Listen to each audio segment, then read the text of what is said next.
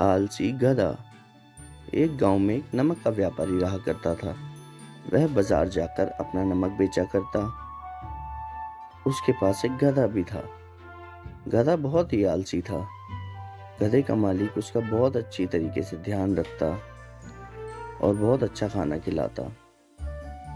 मगर गधा बहुत ही ज्यादा आराम पसंद था, बहुत ज्यादा आलसी। एक दिन व्यापारी नमक की सारी बोरियां लेकर शहर जा रहा था। तभी बीच में एक नदी आती है। वह नदी को पार करता है और अचानक से गधे का पैर एक पत्थर पर लगता है और गधा गिर जाता है। बोरियों का सारा नमक नदी में घुल जाता है और अचानक से गधा चौंक जाता है और कहता है, अरे मेरा वजन इतना हल्का कैसे हो गया? अरे ये क्या हुआ? सारा नमक बर्बाद हो गया। अब शहर जाके क्या फायदा? अब तो गांव ही वापस जाना पड़ेगा। चलो भाई गधे, गांव ही वापस चलते हैं। अरे वाह, आज तो काम से भी छुट्टी हो गई और बोरियों का बोझ भी हल्का हो गया। अगले दिन फिर से व्यापारी गधे के ऊपर नमक की बोरियां लाता है और शहर की तरफ बेचने चल देता है। गधे के दिमाग में एक आइडिया आता है और वह कहता है, क्यों ना आज जान पूछकर गिर जाऊं। इससे बोरियों का बोझ भी हल्का हो जाएगा और काम पर भी नहीं जाना पड़ेगा। अब काफी दिनों तक ये चलने लगा और व्यापारी को भी गधे के ऊपर शक हो गया, क्योंकि व्यापारी को बहुत सी नमक की बोरियां पानी में घुल गई थी और उसका बहुत नुकसान हो चुका था। तभी व्यापारी ने एक आइडिया लगाया। उसने इस बार नमक की जगह गधे के ऊपर रुई की बोरियां डाल दी। इस बार जैसे ही गधा पानी में जानबूझकर गिरा तो उसकी बोरियां भारी हो गई। गधा चौंक गया। अरे अरे ये क्या हुआ? ये बोरी भारी कैसे हो गई? लगता है सेठ जी को मेरे ऊपर शक हो गया है। यह देखकर व्यापारी हंसने लगता है और कहता है, बहुत दिन से तुम मुझे बेवकूफ बना रहे थे, अब ऐसा मत करना। ये देखकर गधा बोलता है, समझ गया सेठ जी, समझ गया, आज के बाद ऐसा नहीं करूंगा। तोते के अंडे। एक बार की बात है, एक पीपल के पेड़ पर तोते का एक बहुत बड़ा झुंड रहा करता था।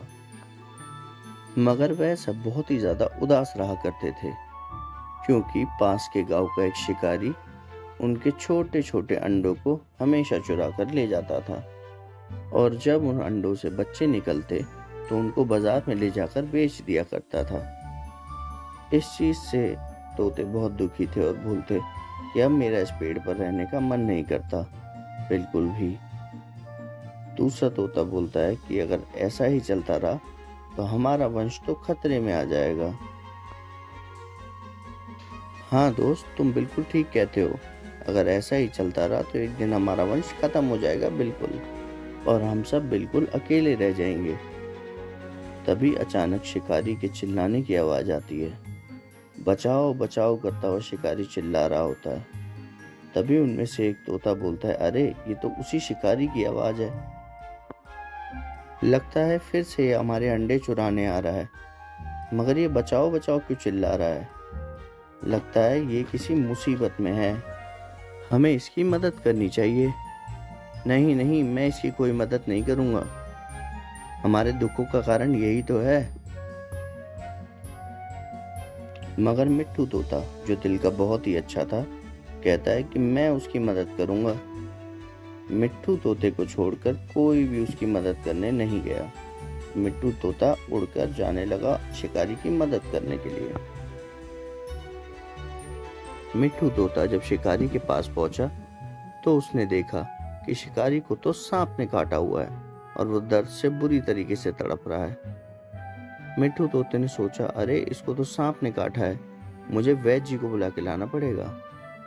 मिट्ठू तोता उड़ता हुआ वैद्य जी के पास जाकर उन्हें सारी बात बताता है और वैद्य जी पहुंच जाते हैं शिकारी का इलाज करने के लिए और वैद्य जी सांप का सारा जहर निकाल देते हैं। शिकारी धन्यवाद कहता है वैद्य जी को, तो वैद्य जी कहते हैं कि मेरा धन्यवाद नहीं, मिट्ठू तोते का करो। अगर ये मुझे नहीं बुलाता तो तुम्हारी जान नहीं बच पाती। अपने सारे किए की माफी मांगता है मिट्ठू से शिकारी और कहता है, आज के बाद मैं तुम्हारे अंडे नहीं चुराऊंगा। सब हंसी खुशी रहने लगते हैं।